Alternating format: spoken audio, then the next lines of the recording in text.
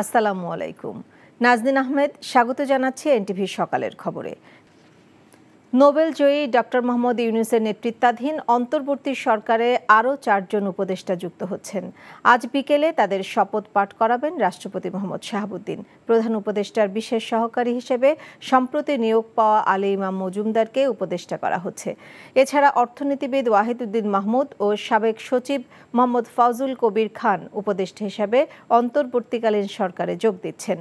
এর বাইরে সাবেক সেনা কর্মকর্তা অবসরপ্রাপ্ত লেফটেন্যান্ট জেনারেল মোহাম্মদ জাহাঙ্গীর আলম চৌধুরী উপদেষ্টা হিসেবে যুক্ত হচ্ছেন। আজ বিকেলে নতুন উপদেষ্টাদের শপথ গ্রহণ অনুষ্ঠিত হবে বলে বঙ্গভবন থেকে জানানো হয়েছে। ছাত্র জনতার আন্দোলনের মুখে শেখ হাসিনা সরকারের পতনের পর ৮ আগস্ট ডক্টর মোহাম্মদ ইউনূসকে প্রধান উপদেষ্টা করে অন্তর্বর্তী সরকার গঠিত হয়। প্রধান উপদেষ্টা সহ এই সরকারের সদস্য সংখ্যা এখনো পর্যন্ত ১৭ জন।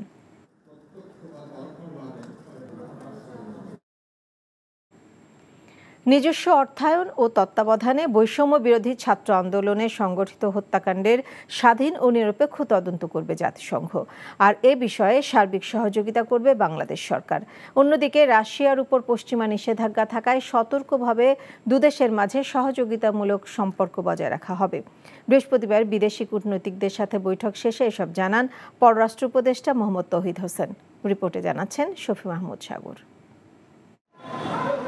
বৃহস্পতিবার সকালে পররাষ্ট্র মন্ত্রণালয়ে উপদেষ্টার সাথে সৌজন্য সাক্ষাতের জন্য আসেন বাংলাদেশে নিযুক্ত রাশিয়া ও জাপানের রাষ্ট্রদূত সহ জাতিসংঘের ঢাকা মিশনের প্রধান। বৈঠক শেষে গোয়েন লুইস জানান, শিক্ষার্থীদের আন্দোলনে হত্যাকাণ্ডের স্বাধীন তদন্ত করবে জাতিসংঘ। তদন্ত দলটি আগামী সপ্তাহে বাংলাদেশে আসবে। এই দলের কর্মপরিধি কি হবে তা ঠিক করার কাজ চলছে। জাতিসংঘের অর্থায়নে ও নেতৃত্বে কাজ করবে স্বাধীন এই তদন্ত কমিশন। আর রাশিয়ার রাষ্ট্রদূতের কাছে সাংবাদিকদের প্রশ্ন ছিল রূপপুর পারমাণবিক প্রকল্প নিয়ে। বাংলাদেশের সাথে রাশিয়ার সম্পর্ক শক্তিশালী ভিত্তির উপর নির্মিত। বাংলাদেশে সাম্প্রতিক ঘটনার প্রভাবে রূপপুর পারমাণবিক প্রকল্পের কাজ শেষ হতে কিছুটা সময় বেশি লাগতে পারে, তবে এটি কঠিন কোনো কাজ নয়। পররাষ্ট্র উপদেষ্টা জানান, আলোচনার মূল বিষয়গুলো। আমরা অবশ্যই চেষ্টা করবো যেন একদম সম্পূর্ণ নিরপেক্ষ একটা তদন্ত হয় এবং তার ভিত্তিতে এবং গ্রহণযোগ্য সমস্ত পৃথিবীর কাছে, যেহেতু রাশিয়ার বিরুদ্ধে স্যাংশন আছে আমাদেরকে এবং আমাদের যা পজিশন, আমরা তো যুদ্ধ করতে যাব না কারোর সাথে, পারবো না। কাজে আমাদেরকে যেটা করতে হবে সেটা হলো যে এই যে স্যাংশন রেজিমের ভিতর দিয়ে আমরা যেটুকু সহায়তা করতে পারি, যেটুকু ইন্টারাকশন করতে পারি, সেটার ম্যাক্সিমাম আমরা করতে চাই। আলটিমেট লক্ষ্য হচ্ছে এই সরকারের একটা নির্বাচন গ্রহণযোগ্য না, শুধু একটা প্রকৃত নির্বাচন করে প্রকৃত জনপ্রতিনিধিদের কাছে ক্ষমতা হস্তান্তর করে যাওয়া। এটা হলো দ্যাট ইজ দ্য টার্গেট। জাপানের সাথে বাংলাদেশের সৌহার্দ্যপূর্ণ সম্পর্ক চলমান থাকবে উল্লেখ করে পররাষ্ট্র উপদেষ্টা জানান, রোহিঙ্গা সংকট সমাধানে সবার সহযোগিতা চেয়েছে বাংলাদেশ। শফি মাহমুদ সাগর, এনটিভি নিউজ, ঢাকা। সাবেক প্রধানমন্ত্রী শেখ হাসিনা সহ 10 জনের বিরুদ্ধে গণহত্যা ও মানবতা বিরোধী অপরাধের অভিযোগে মামলা রেকর্ড করেছে আন্তর্জাতিক অপরাধ ট্রাইব্যুনালের তদন্ত সংস্থা। বৃহস্পতিবার একজন তদন্তকারী কর্মকর্তা নিয়োগ দিয়েছে আদালত। তামজিদ সুমনের রিপোর্ট। সচিবালয়ে আইন উপদেষ্টা বুধবার বলেছিলেন, বৈষম্য বিরোধী ছাত্র আন্দোলন দমনে নির্বিচারে গুলি ও হত্যার বিচার হবে আন্তর্জাতিক অপরাধ ট্রাইব্যুনালে। ইন্টারন্যাশনাল ক্রাইম ট্রাইব্যুনাল অ্যাক্ট আছে, এই আইনের অধীনে এই হত্যাকাণ্ডের সাথে জড়িত ব্যক্তিরা তাদের সকলকে বিচারের আওতায় আনা সম্ভব। এর পরদিনই শেখ হাসিনা সহ 10 জনের বিরুদ্ধে গণহত্যা ও মানবতা বিরোধী অপরাধের বিচারের জন্য আবেদন জমা পড়েছে আন্তর্জাতিক অপরাধ ট্রাইব্যুনালের তদন্ত সংস্থায়। তার পরপরই মামলা রেকর্ড করে একজন তদন্ত কর্মকর্তা নিয়োগ দেয় আন্তর্জাতিক অপরাধ ট্রাইব্যুনাল। ফলে শুরু হয়ে গেল মামলার তদন্ত কাজ। অভিযোগকারীর আইনজীবী জানান, 1 জুলাই থেকে 5 আগস্ট পর্যন্ত গণহত্যার অভিযোগে তদন্ত শুরু করেছে তদন্ত সংস্থা। শেখ হাসিনা ছাড়াও এই মামলায় নাম রয়েছে আওয়ামী লীগ সাধারণ সম্পাদক ওবায়দুল কাদের, সাবেক স্বরাষ্ট্রমন্ত্রী আসাদুজ্জামান খান কামাল, সাবেক তথ্য প্রযুক্তি প্রতিমন্ত্রী জুনায়েদ আহমেদ পলক, সাবেক তথ্য প্রতিমন্ত্রী মোহাম্মদ আলী আরাফাত সহ একাধিক পুলিশের সাবেক কর্মকর্তা। 10 জন আসামি করেছি আমরা, এবং সংগঠন হিসাবে বাংলাদেশ আওয়ামী লীগ এদেরকে আসামি করা হয়েছে। তদন্তকারী কর্মকর্তা নিয়োগ করার পরে ওনারা অলরেডি তদন্ত কাজ শুরু করেছেন। তদন্ত কার্যক্রম শুরুর প্রাথমিক কাজ হিসেবে ওনারা ঘটনার কালীন সময়ের যত পত্রিকা আছে সেগুলো সংগ্রহ করেছেন এবং পত্রিকাগুলো পর্যালোচনা করছেন বলে আমাদেরকে জানিয়েছেন। এই আসামিদের বিরুদ্ধে গ্রেফতারি ওয়ারেন্ট চেয়ে ট্রাইব্যুনালে আবেদন করতে পারেন। এটা যে তদন্ত শুরু হওয়ার পরেই যে কোনো সময় পারেন। ট্রাইব্যুনালের আইনজীবী জানান, বিদ্যমান আইনেই ট্রাইব্যুনালে মানবতা বিরোধী অপরাধের অভিযোগে শেখ হাসিনা ও তার মন্ত্রিপরিষদের সিনিয়র সদস্যদের বিচার সম্ভব। টার্গেটেড পিপলকে যখন হত্যা করা হয় বা টার্গেট করা হয় তখনই এটাকে গণহত্যা হিসাবেই, জেনোসাইড হিসাবে এর বিচার হবে। এই বিচার, এই তদন্ত যেন অ্যাবসলিউটলি বিয়ন্ড কোশ্চেন হয়, যেন আন্তর্জাতিক বা জাতিসংঘের কোনো সংস্থা দ্বারা নিয়ন্ত্রিত হয়, ইভেন ট্রাইব্যুনালেও আন্তর্জাতিক সংস্থা দ্বারা এটাকে গাইড করা হয়, যেন সকল প্রশ্নের ঊর্ধ্বে গিয়ে একটা ন্যায় বিচার হয়। ইতিমধ্যে ট্রাইব্যুনালে যে 56টি রায় হয়েছে তার বেশিরভাগই মৃত্যুদণ্ড হয়েছে। এই মামলার তদন্ত শেষে ট্রাইব্যুনালে প্রতিবেদন দাখিল করবে তদন্ত সংস্থা। মানবতা বিরোধী অপরাধ প্রমাণ হলে সর্বোচ্চ শাস্তি মৃত্যুদণ্ড। Tamjid Suman, NTV news, Dhaka. সাবেক প্রধানমন্ত্রী শেখ হাসিনার বিরুদ্ধে বৃহস্পতিবার আরও 2টি মামলা এজাহার হিসেবে গ্রহণের জন্য নির্দেশ দিয়েছেন আদালত। হেলিকপ্টার থেকে গুলি করে ইমন নামে এক যুবককে হত্যার ঘটনায় শেখ হাসিনার বিরুদ্ধে মামলা এজাহার হিসেবে গ্রহণের জন্য ঢাকা মেট্রোপলিটন এলাকার মোহাম্মদপুর থানাকে নির্দেশ দিয়েছেন আদালত। এই মামলায় আরও 15 জনকে আসামি করা হয়েছে। এদিকে অটোরিকশা চালক শাহাবুদ্দিনকে হত্যা করার অভিযোগে শেখ হাসিনাকে আসামি করে রাজধানীর শেরেবাংলা নগর থানাকে মামলা গ্রহণের নির্দেশ দিয়েছে ঢাকার মেট্রোপলিটন ম্যাজিস্ট্রেট বেগম ফারহা দিবা ছন্দার আদালত। মামলা দায়েরের জন্য মোহাম্মদ আবুল কালাম নামে এক ব্যক্তি আদালতে আবেদন করেন। এই হত্যাকাণ্ডের ঘটনায় শেখ হাসিনা সহ 11 জনকে আসামি করা হয়েছে।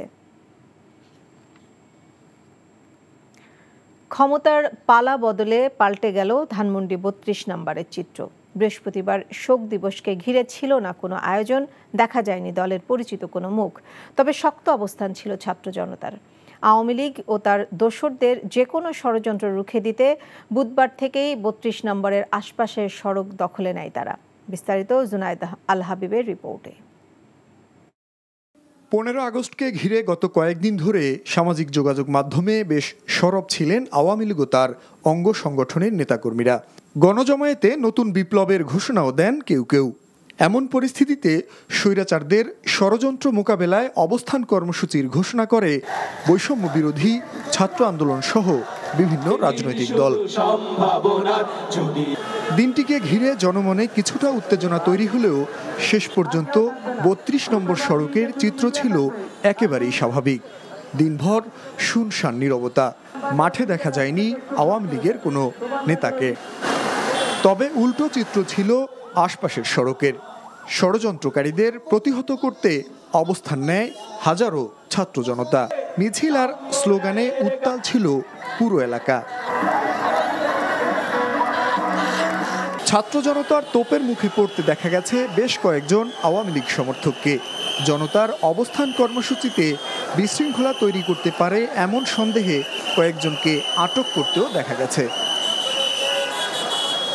এদিকে 15 আগস্টকে কেন্দ্র করে যাতে কেউ ষড়যন্ত্র করতে না পারে সে লক্ষ্যে রাজধানীর বিভিন্ন পাড়া মহল্লায় অবস্থান কর্মসূচি পালন করেছে বিএনপি ও তার অঙ্গ সংগঠনের নেতাকর্মীরা।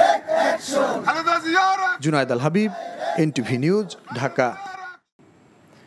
অন্তর্বর্তীকালীন সরকারের ডাক, টেলিযোগাযোগ ও তথ্য প্রযুক্তি উপদেষ্টা মোহাম্মদ নাহিদ ইসলাম বলেছেন, যারা সাধারণ ছাত্র জনসাধারণকে নির্মমভাবে গুলি করে হত্যা করেছে তাদের সবাইকেই আইনের আওতায় এনে কঠোর শাস্তি দেওয়া হবে।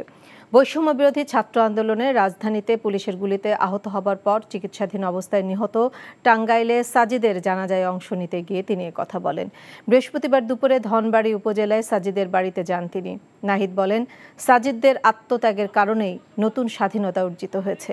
জগন্নাথ বিশ্ববিদ্যালয়ের শিক্ষার্থী ইকরামুল হক সাজিদ গত 4 আগস্ট পুলিশের গুলিতে আহত হন। বুধবার ঢাকার একটি হাসপাতালে তার মৃত্যু হয়।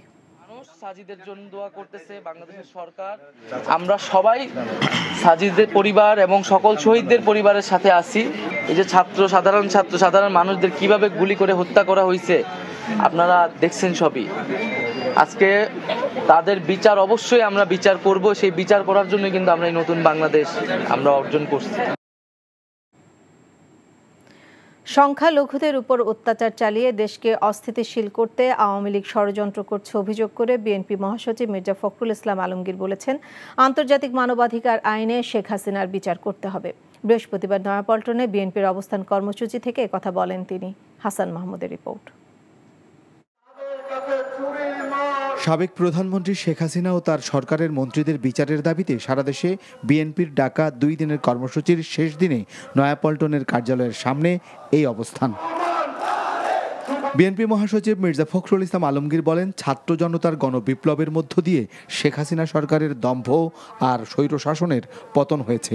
এখন তাকে হত্যা, গুম আর দুর্নীতির জন্য বিচারের মুখোমুখি করতে হবে।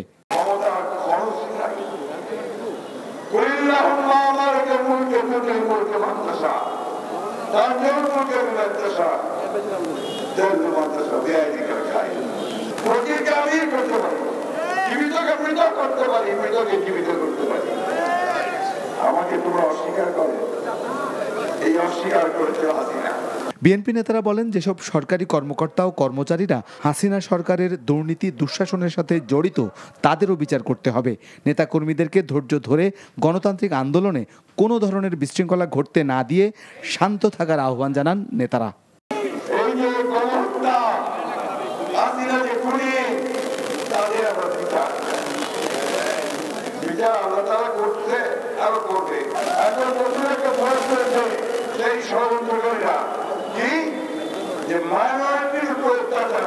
আপনাদের দেখে অবস্থা মানে এত আনন্দে আছেন, আন্দোলন শেষ হয়ে যায় না, আরো কিছুদিন পরিশ্রম করতে হবে, কষ্ট করতে হবে। এটা একটু মাথায় রাখবেন, নিজের দল সুসংগঠিত রাখবেন, সুন্দর রাখবেন, সুশৃঙ্খল রাখবেন।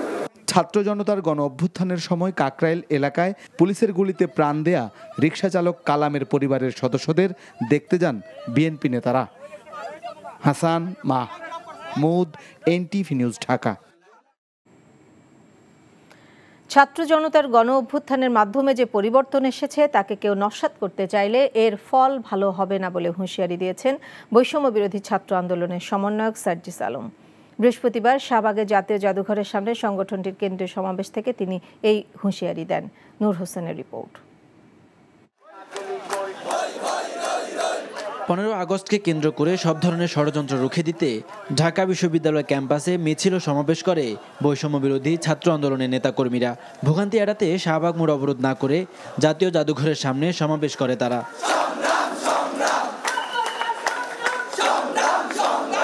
সমাবেশে আশেপাশের বিভিন্ন কলেজ ও বিশ্ববিদ্যালয়ের শিক্ষার্থীরাও যোগ দেয়। জুলাই গণহত্যার জন্য স্বৈরশাসক শেখ হাসিনা সহ দোষীদের বিচারের দাবিতে স্লোগানে স্লোগানে মুখরিত হয় পুরো এলাকা।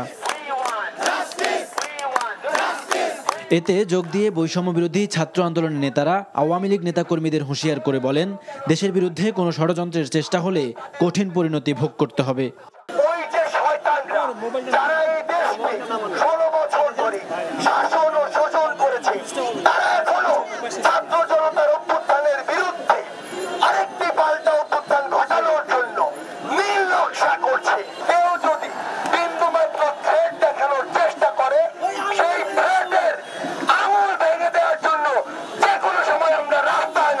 শেখ হাসিনার বিচার সহ শেখ হাসিনার ফ্যাসিবাদ যারা কায়েম করেছে তাদেরকে গ্রেফতার করে তাদেরকে বিচারের আওতায় নিয়ে আসা এবং সবার পুরো বিশ্বের কাছে একটি নজির স্থাপন করা যে ফ্যাসিবাদ কায়েম করার ফল, ফ্যাসিবাদ কায়েম করার ফসল কতটা ভয়াবহ হতে পারে। এদিকে বিভিন্ন স্থানে মোবাইল তল্লাশি এবং সাংবাদিকদের বাধা দেওয়ার খবরে উদ্বেগ প্রকাশ করেন সমন্বয়করা। এই ধরনের কাজে জড়িতদের বিরুদ্ধে ব্যবস্থা নেওয়ার আহ্বান জানানো হয়। যারা বৈষম্য বিরোধী ছাত্র আন্দোলনের পরিচয় দিয়ে তারা বিভিন্ন মোড়ে এই যে ফোন চেক করে মানুষের প্রাইভেসি লঙ্ঘন করেছে, যেটিকে আমরা অত্যন্ত নিন্দনীয় কাজ মনে করছি এবং সেটির আমরা প্রতিবাদ জানাচ্ছি এবং তাদেরকে আমরা হুঁশিয়ার করে দিতে চাই, আপনারা এই ধরনের কাজের আর কখনোই পুনরাবৃত্তি করবেন না। আমরা ফেসিস্ট গভর্নমেন্টের সময় আমরা যেটি দেখেছি যে গণমাধ্যমকে স্বাধীনভাবে কাজ করতে দেয়নি, সেই কাজের পুনরাবৃত্তি আমরা এখন আর চাই না। গণমাধ্যমের স্বাধীনতা উন্মুক্ত করা হোক। এছাড়া সংখ্যালঘুদের উপর হামলার বিচার সহ দ্রুত 4 দফা বাস্তবায়নের দাবিও জানিয়েছে ছাত্র জনতার অভ্যুত্থানের নেতারা। নূর হোসেন, এনটিভি নিউজ, ঢাকা। ইসলামী ব্যাংক সহ ১ ডজন ব্যাংক ও আর্থিক প্রতিষ্ঠান দখল করা এস আলম ও তার পরিবারের সদস্যদের ব্যাংক হিসাব তলব করেছে জাতীয় রাজস্ব বোর্ড এনবিআর। বৃহস্পতিবার এনবিআরের আয়কর বিভাগ থেকে এ সংক্রান্ত চিঠি সব ব্যাংকে পাঠানো হয়েছে। এস আলম শিল্পগোষ্ঠীর বিরুদ্ধে অর্থ পাচার সহ বিভিন্ন অনৈতিক কর্মকাণ্ডের অভিযোগ আছে। সাইফুল আলম মাসুদের কোম্পানি এস আলম হিসেবে পরিচিত। সাইফুল আলমের স্ত্রী ফারজানা পারভিন, মা চেমন আরা বেগম এবং ভাই আব্দুল্লাহ হাসানের ব্যাংক হিসাব তলব করা হয়েছে। পাশাপাশি তাদের বাবা মা, স্ত্রী, ছেলে, মেয়ে বা বোনের যৌথ নামে অথবা ব্যবসা প্রতিষ্ঠানের নামে থাকা ব্যাংক হিসাবের তথ্যও তলব করা হয়েছে। এস আলম সহ তার পুরো পরিবারের সদস্যদের যাবতীয় ব্যাংক হিসাবের তথ্য চেয়েছে এনবিআর।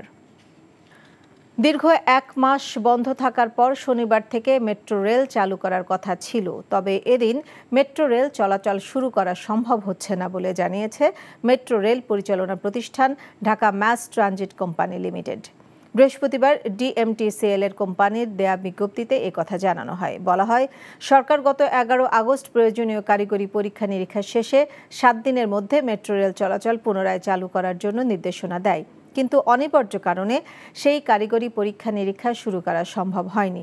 এতে আরও বলা হয়, কারিগরি পরীক্ষা নিরীক্ষা ও যাত্রীবিহীন পরিচালন পরীক্ষণ শেষে মিরপুর ১০ এবং কাজীপাড়া স্টেশন ছাড়া অপর ১৪টি স্টেশন সমন্বয়ে মেট্রো রেল পুনরায় চালুর জন্য এর সিস্টেম ও যাত্রীদের সার্বিক নিরাপত্তা নিশ্চিত করা প্রয়োজন। কোটা সংস্কার আন্দোলন চলাকালে বাড়ি ও বাড়ির ছাদে গুলিবিদ্ধ হয়ে নিহত শিশুদের প্রত্যেকের পরিবারকে কেন ১ কোটি টাকা ক্ষতিপূরণ ও বিচার বিভাগীয় তদন্ত কমিশন গঠন করা হবে না, এই মর্মে রুল জারি করেছেন হাইকোর্ট। একই সাথে আগামী ৫ সেপ্টেম্বর এই রিটের পরবর্তী শুনানির দিন ধার্য করেন আদালত। বিচারপতি শেখ হাসান আরিফ ও বিচারপতি মোহাম্মদ বজলুর রহমানের দ্বৈত হাইকোর্ট বেঞ্চ আজ সকালে এই আদেশ দেন। এ বিষয়ে দুটি জাতীয় দৈনিকে প্রকাশিত প্রতিবেদন যুক্ত করে ৩১ জুলাই সুপ্রিম কোর্টের আইনজীবী তৈমুর আলম খন্দকার জনস্বার্থে এই রিট দায়ের করেন। রিটে স্বরাষ্ট্র সচিব, আইন সচিব, জাতীয় মানবাধিকার কমিশনের চেয়ারম্যান, পুলিশের মহাপরিদর্শক সহ সংশ্লিষ্টদের বিবাদী করা হয়। সামাজিক যোগাযোগ মাধ্যমে প্রচারিত কিছু সেনা সদস্য জনসাধারণের সাথে অশোভন আচরণ নিয়ে একটি বিজ্ঞপ্তি দিয়েছে। শুক্রবার রাতে আইএসপিআর-এ দেয়া বিজ্ঞপ্তিতে বলা হয়, বিভিন্ন সামাজিক যোগাযোগ মাধ্যমে কিছু সেনা সদস্য কতিপয় ব্যক্তির সাথে অশোভন আচরণের কয়েকটি ভিডিও চিত্র প্রকাশিত হয়েছে। এ ধরনের ঘটনা সম্পূর্ণরূপে অনাকাঙ্ক্ষিত ও অনভিপ্রেত, যা বাংলাদেশ সেনাবাহিনী কখনোই সমর্থন করে না। বিজ্ঞপ্তিতে আরও বলা হয়, ইতিমধ্যে দোষী সেনা সদস্যদের শনাক্ত করার কার্যক্রম প্রক্রিয়াধীন আছে। তথ্য উপাত্ত বিশ্লেষণে প্রাপ্ত দোষী সেনা সদস্যদের বিরুদ্ধে আইনানুগ ব্যবস্থা গ্রহণ করা হবে। দেশে আমদানিকৃত ভোগ্যপণ্যের বৃহত্তম পাইকারি বাজার চট্টগ্রামের খাতুনগঞ্জ। কিছুদিনের অস্থিতিশীল পরিস্থিতির কারণে অনেকটা স্থবিরতা কাটিয়ে বাজারটিতে এখন জমে উঠতে শুরু করেছে বেচাকেনা। ইতোমধ্যে বেশ কিছু নিত্য প্রয়োজনীয় পণ্যের দামও কমতে শুরু করেছে বলে জানিয়েছেন ব্যবসায়ীরা। আরও জানাচ্ছেন শামসুল হক হায়দরি, ক্যামেরায় ছিলেন এনামুল হক। বিশ্বের বিভিন্ন দেশ থেকে আমদানি করা ভোগ্যপণ্যের বেশিরভাগ আসে এখানে। সাম্প্রতিক ছাত্র জনতার আন্দোলনকালে খাতুনগঞ্জের বেচাকেনা নেমে এসেছিল প্রায় শূন্যের কোঠায়। বর্তমানে পরিস্থিতি স্বাভাবিক হয়ে আসার সাথে সাথে পণ্য সরবরাহ স্বাভাবিক হয়ে আসছে বলে জানান আমদানিকারকরা। এলসি যাবে কি যাবে না, এটা একটা অস্থিরতা ছিল এবং ডলার পাবে কি পাবে না, কিন্তু যখন স্টেবল হয়ে গেছে কিন্তু যে স্বাভাবিক ছিল এর চেয়ে আরও স্বাভাবিক হয়ে বাজারটা একটু একটু কমের দিকে। এখানে ক্রেডিট কাজটা বদ্ধ হওয়াতে, আত্মবিশ্বাস চলে যাওয়াতে বেচা কিনে এত ধীরগতি হয়ে গেছে। আমার আইটেমের ব্যাপারে বললাম, অল আইটেম ডাউন পজিশন। নিত্য প্রয়োজনীয় পণ্যের মজুদ ভালো, সরবরাহ স্বাভাবিক, কিন্তু অন্যান্য সময়ের চাইতে এখন ক্রেতার সংখ্যা কম বলে জানান আড়তদাররা। 1 থেকে 2,000 কোটি টাকারও প্রতিদিন গড় লেনদেন হয়ে থাকে। সেটির অনেকাংশে আমরা মনে করছি যে প্রায় 80 থেকে 70% সেটি আবার আমাদের আগের অবস্থানে ফিরে যাচ্ছে। আমাদের যে বাড়তি ছিল প্রায় 98-100 টাকা, ওখান থেকে এখন বর্তমানে প্রায় 8-10 টাকা কমে গেছে। এদিকে খুচরা বাজার ঘুরে দেখা যায় পাইকারি বাজারে দাম কমে যাবার প্রভাব খুচরা বাজারেও পড়েছে। কারণ হিসাবে সাধারণ মানুষের ক্রয় ক্ষমতা কম উল্লেখ করে পণ্যের দাম আর বাড়বে না বলেও মনে করেন এই ব্যবসায়ী। যারা ইনপুটার যারা ফার্স্ট পার্টি তারা খাতে শুধু একটা শব্দ বাড়ার কারণটা জিজ্ঞেস করলে আমাদের বুকিং বেশি, এখন কমার জিজ্ঞেস করলে আমাদের বুকিং রেট কম হচ্ছে, সেই জন্য আমরা মার্কেটে কম বিক্রি করতেছি। বেচা কিনে কমে গেছে, বেচা কিনে থাকলে একটা বাড়ার সম্ভাবনা, এখন বেচা কিনে না বাড়বে কী করে, বাড়ার কোনো সম্ভাবনা দেখতেছি। শামসুল হক হায়দরি, NTV নিউজ, চট্টগ্রাম। এই ছিল সকালের খবরে। এই খবরের ভিডিও সহ আপডেট জানতে ভিজিট করুন NTV অনলাইন www.ntvbd.com। এছাড়াও NTV জনপ্রিয় সব অনুষ্ঠান ও খবরের আপডেট জানতে ভিজিট করুন আমাদের ইউটিউব ভেরিফাইড ফেসবুক পেজ। সবাইকে ধন্যবাদ।